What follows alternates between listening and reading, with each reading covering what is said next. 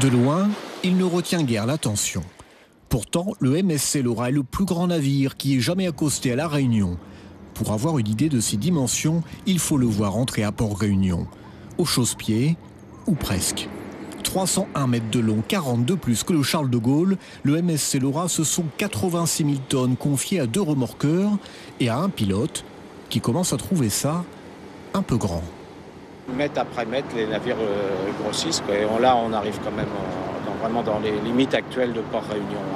Plus le bateau est long, plus on diminue la marge de sécurité au niveau de la manœuvre.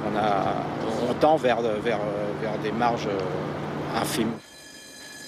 Et ce matin, la manœuvre était délicate avec un navire léger, trop léger. Peu de marchandises dans les cales du MSC Laura. Le navire est venu à La Réunion embarquer des conteneurs, tous vides. Le marché export est très inférieur au marché import.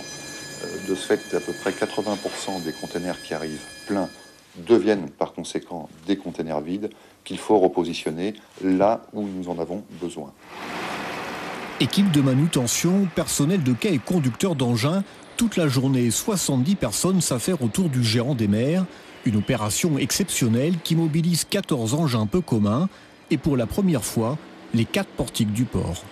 Nous atteignons des cadences de 25 à 26 mouvements de l'heure, ce qui est très performant par rapport à certains ports d'Europe. Et donc le navire va recharger ses 2500 containers comme c'est prévu.